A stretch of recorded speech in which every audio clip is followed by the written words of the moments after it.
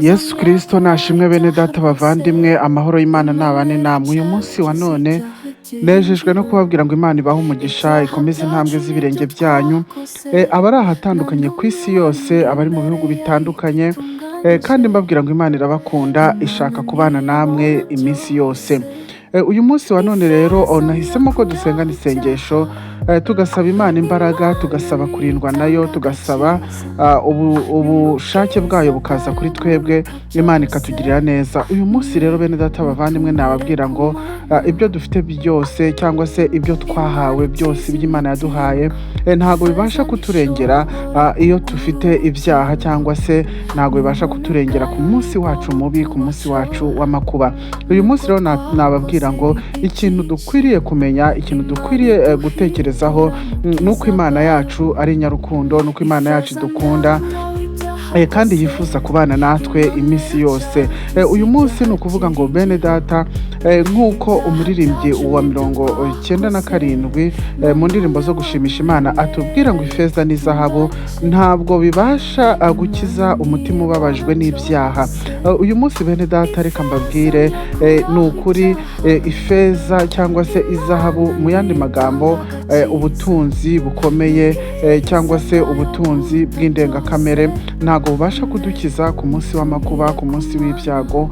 Imana yacu itugiriye neza. Bene data bavandimwe bakundwa na Yesu Kristo, uyu munsi nakubwira ngo Imana yacu yo mu ijuru iradukunda kandi dutekerezaho ibyiza rwose.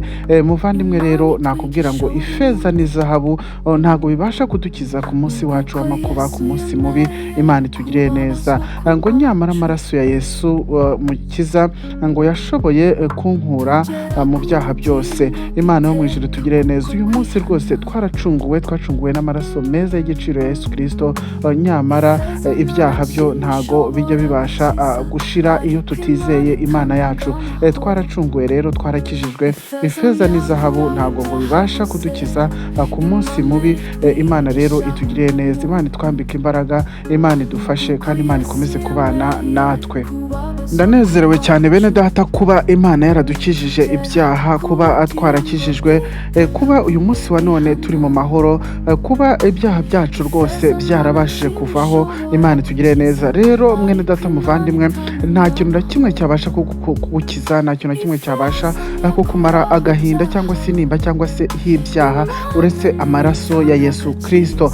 Ni ukuri umuririmbyi aravuga ngo narakijijwe, si kubw'imari cyangwa se kubw'amafaranga, ahubwo ni kubw'ubuntu. Narakijijwe rwose ni kubw'ubuntu, kubw'amaraso ya Yesu Kristo, kubwo kwitanga, kubwo gukunda kubana natwe. Yaradukijije rwose, ngo yatwishyuriye imyenda, ngo ya myenda yose ngo yatuviriye amaraso ye. Ayo maraso ye rero ya Yesu Kristo yabashije kudukiza, yabashije kutumaraho imyenda yose twari dufite, yabashije kutugirira ubuntu. Imana itugiriye neza. Ifeza n'izahabu bene data nabibabwiye, ntabwo bibasha kundindira imyenda yanjye yose, cyangwa se ntago ifeza n'izahabu zabasha kunyishyurira ibyo nagiye ncamo byose. Uyu munsi rero bene data bavandimwe, Imana yacu Yesu Kristo niwe ubasha kutwishyurira imyenda yacu yose, kandi niwe ubasha kudufasha mu byo twagiye tucamo byose. Ibyaha rero niyo myenda tuba dufite ahanini imbere y'Imana. Uyu munsi nawe Imana rwose yiyemeje kukwishyurira. Rero bene data bavandimwe, uyu munsi usenga isengesho ubwira Imana uti ibyaha byanjye byose mbishyize mu maboko yawe, ndabikweretse. Nk'uko wishyuriye abandi, nk'uko wagiye ubagirira neza, uyu munsi nanjye rwose ndashaka kuba umwe mu bana bawe. Imana izakugirira neza. Imana rero itugirire neza kandi ikomeze twishimire. Bene data bavandimwe, nabibabwiye, nta kintu na kimwe cyabasha kudukiza, nta kintu na kimwe cyabasha kutugirira ubuntu uretse amaraso ya Yesu Kristo. Ngo ifeza n'izahabu ntabwo bibasha gukingura urugi rugeza umuntu ku Mana. Bene data bavandimwe rero, uyu munsi wa none ni ukuvuga ngo ubutunzi nicyo kintu Imana iri kugenda igarukaho, iri kugenda ivuga ngo ntabwo byabasha kutugeza ku marembo y'ijuru cyangwa se ku rugi rwayo, ahubwo umutima umenetse, ahubwo kwihana ibyaha, ahubwo gukizwa n'amaraso ya Yesu Kristo nibyo bibasha kutugirira neza. Ngo nyamara amaraso niyo yashoboje kugera ku buntu bw'Imana ihoraho. Uyu munsi wa none rero amaraso ya Yesu Kristo niyo yadushoboje, niyo yatugiriye ibambe, niyo yatugezeho. Imana rero uyu munsi ifite gahunda yo kutugira neza, yo kudukuraho ibyaha, ititaye ku byo dufite, ititaye kuri izo feza, ititaye kuri izo zahabu. Imana yacu rwose ibasha kutugirira neza.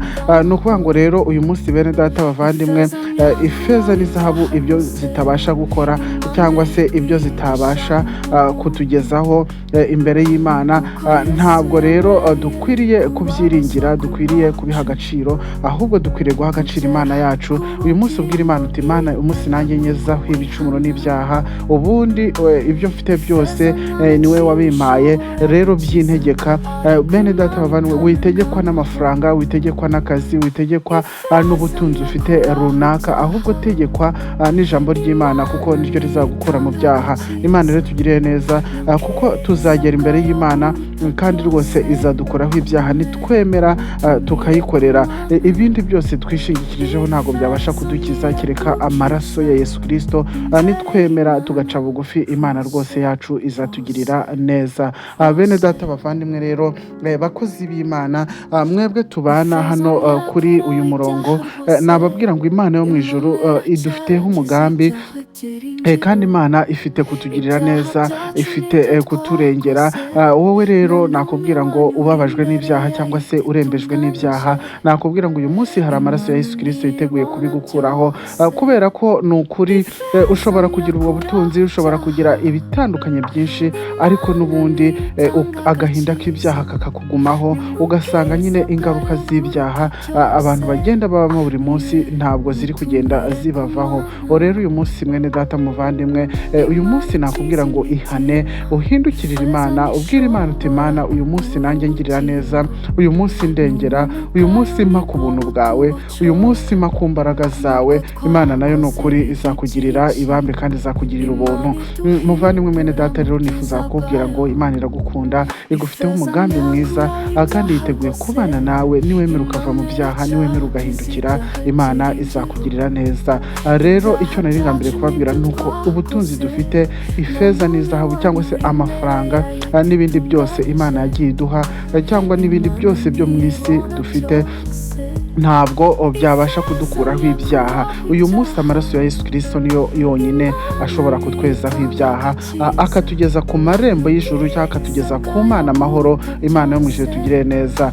Rero wibabara, wigira agahinda, wikwirenganya, kubera ko Imana yaraje, cyangwa se Yesu Kristo yaraje kugira ngo akubabarire ibicumuro n'ibyaha byawe, kugira ngo akwejeshe amaraso ye yamennye yaviriye igorogota. Rero uyu munsi wa none ufite akanya keza ko kubana n'Imana, cyangwa se ko gushaka Imana. Ngwino tubane rero, kandi ndabizi neza ko uzagira umugisha, ndabizi neza ko Imana yo mu ijuru izaguha amahoro, izakugirira neza. Imana ibaha umugisha rero, ikomeze iduhe kubana, kandi turinde kwishingikiriza ku biboneka, ari byo twabonye, ifeza n'izahabu cyangwa se n'ubundi butunzi, kuko ibyo ngo ntabwo bibasha kutukuraho ibyaha byacu. Imana ibaha umugisha, kandi Imana isubize kwifuza kwanyu, ibahe ibyo umutima wanyu ukeneye byose. Shalom, shalom, shalom. Na n'umwe wanyu uri imbere y'ayiti itunganyije, Imana nibona byose.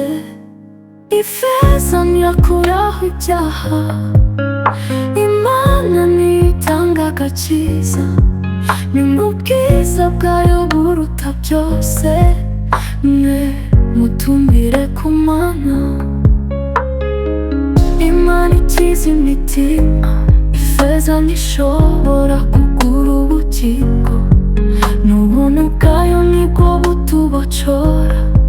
Nubwo twakoze ibibi byinshi, Imana iduhindura mu bwiza bwayo. Ifeza ntiyakuraho ibyaha rwose, Imana iracyakiza ibyaha byiringiro.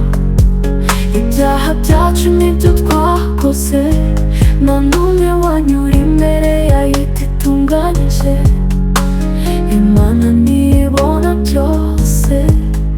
Ifeza ntiyakuraho ibyaha, Imana nitanga agakiza, n'ubwiza bwayo buruta byose, mwe mutumire ku Mana.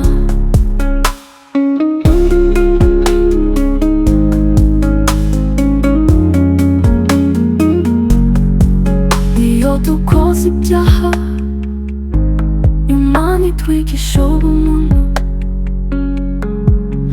kuko Yesu yemeye kubabazwa ku bwacu, tugera ku bugingo iteka kubwo kwihana. Ifeza nta na kimwe ishobora gukiza, ariko Imana itanga amahoro. Ifeza ntiyakuraho ibyaha rwose, Imana itwigisha ubumuntu, kuko Yesu yemeye kubabazwa ku bwacu, tugera ku bugingo iteka kubwo kwihana. Ifeza nta na kimwe ishobora gukiza, ariko Imana itanga amahoro. Ifeza ntiyakuraho ibyaha,